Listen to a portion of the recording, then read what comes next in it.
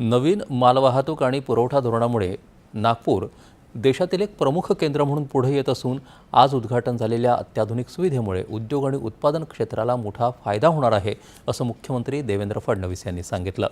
नागपूरच्या निमजी गोंड खैरी परिसरात 100 एकरांवर उभारण्यात आलेल्या गोदाम लॉजिस्टिक पार्कचं उद्घाटन केल्यानंतर ते आज प्रसारमाध्यमांशी बोलत होते। जागतिक पुरवठा साखळीचा भाग होण्यासाठी आणि जागतिक स्तरावर स्पर्धा करण्यासाठी मालवाहतुकीचा खर्च कमी करणं आवश्यक असल्याचं त्यांनी स्पष्ट केलं। समृद्धी महामार्गाच्या विस्तारामुळे संपूर्ण पूर्व विदर्भ औद्योगिकदृष्ट्या प्रगत होईल आणि मोठ्या प्रमाणावर रोजगार निर्मिती होईल असा विश्वास त्यांनी व्यक्त केला।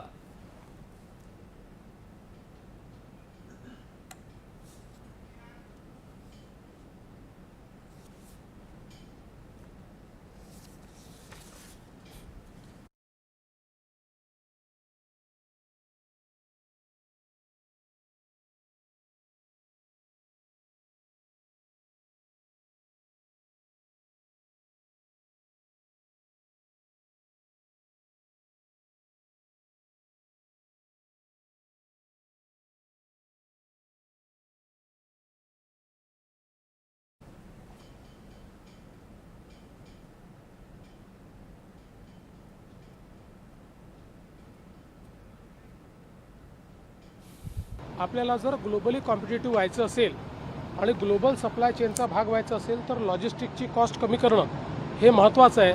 तेच काम आज आपण या माध्यमातून करतो आणि ते अतिशय वेगाने या ठिकाणी काम झालं आहे आणि विशेषतः हा जो समृद्धीचं एक्सटेन्शन आहे याच्यामुळे संपूर्ण पूर्व विदर्भ जो आहे हा औद्योगिकदृष्ट्या अतिशय पुढारलेला होईल आणि त्यातनं लॉजिस्टिक्सची कॉस्ट मोठ्या प्रमाणात आपण कमी करू शकू आणि त्यातनं रोजगाराची निर्मिती खूप मोठ्या प्रमाणात होणार आहे। आज आपण बघितलं आहे लॉजिस्टिक पार्कमध्ये सगळ्यात जास्त रोजगार असतो। या सगळ्या गोष्टींच्या मागे आपला प्रयत्न हाच आहे की रोजगाराची संधी तयार झाली।